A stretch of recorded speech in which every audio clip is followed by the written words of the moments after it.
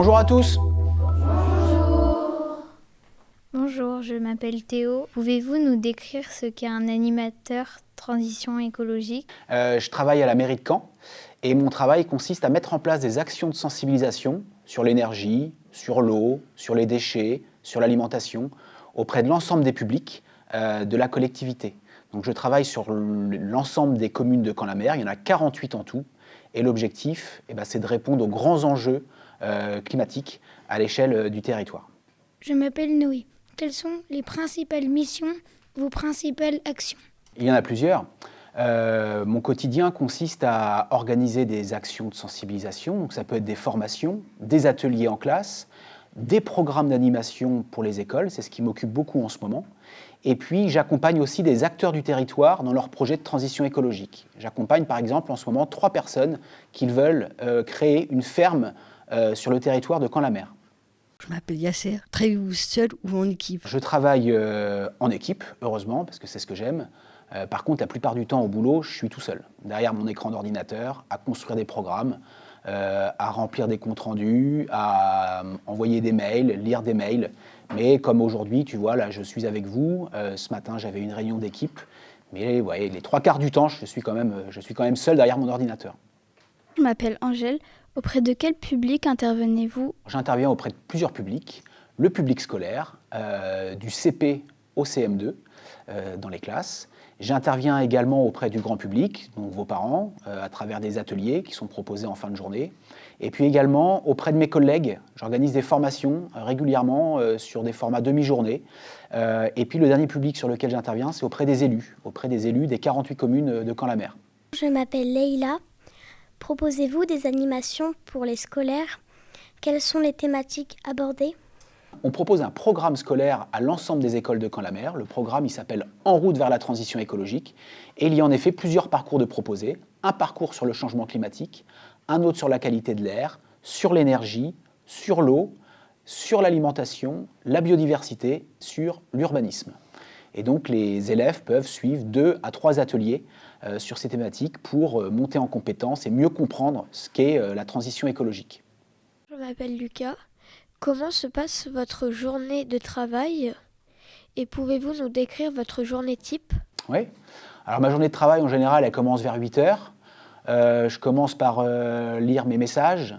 Ensuite, il y a une petite pause café avec les collègues qui fait du bien. Ce matin, par exemple, j'avais une réunion pour organiser une opération pour réduire la quantité de papier à l'imprimante. On veut se fixer l'objectif de réduire de 10% le papier. Et puis des visites sur le terrain, on va dans les communes, des conférences.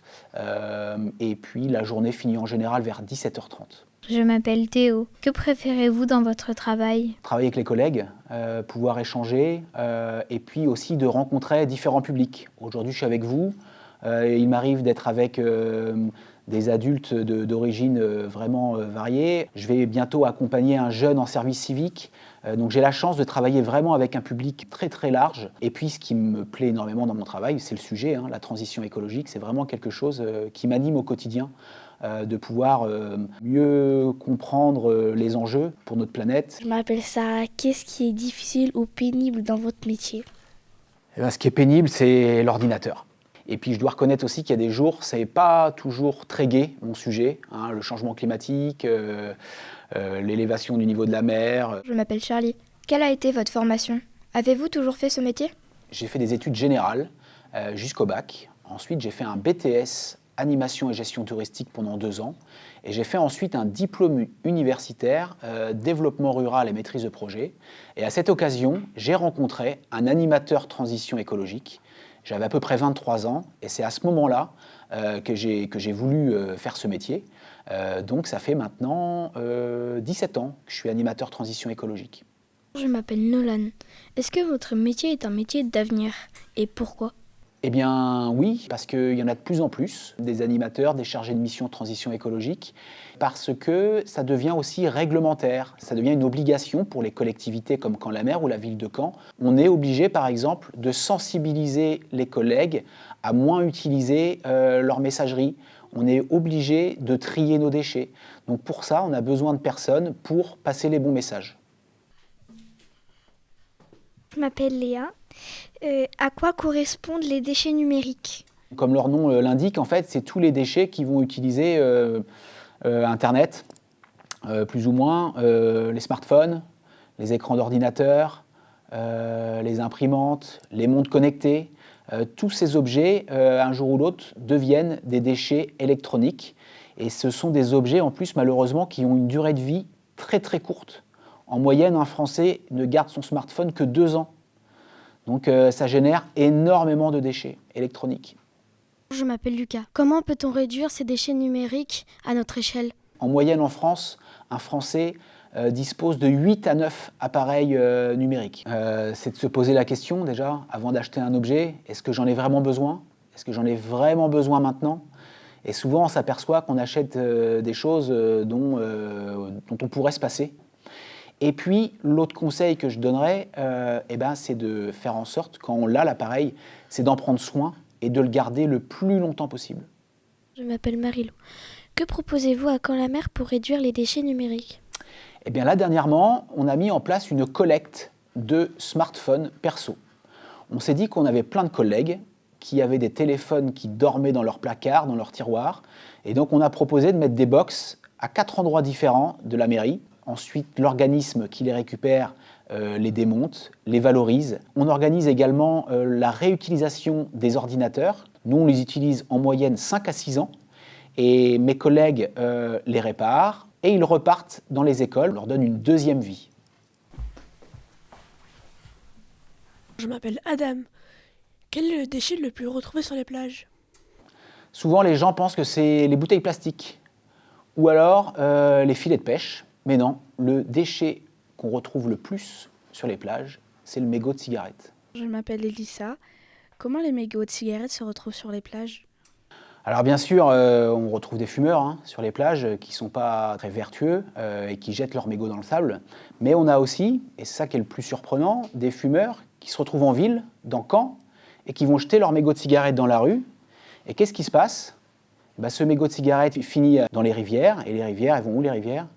Elles se retrouvent à la mer. Et pour sensibiliser les habitants à ce sujet-là, on a mis en ville plusieurs autocollants sur les trottoirs où est indiqué « Ici commence la mer ».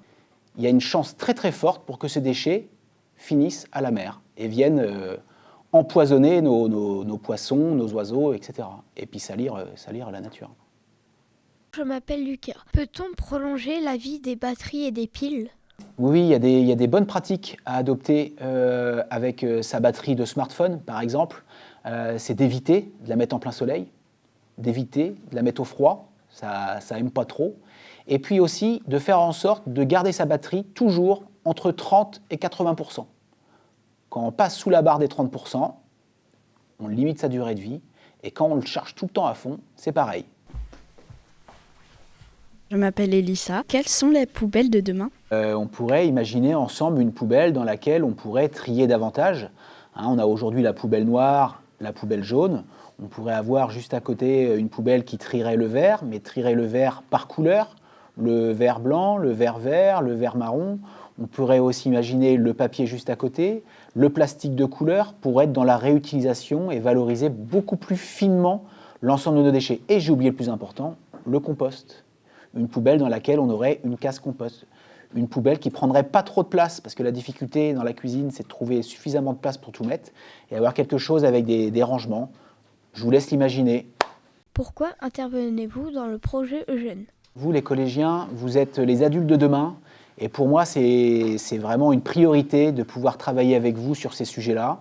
J'aime beaucoup travailler avec les scolaires. J'ai hâte d'être au 24 juin pour voir le résultat de votre travail et de voir comment je peux parler aux adultes, à mes collègues, de ce que vous faites. Moi, je peux être votre relais sur ce sujet. Au revoir!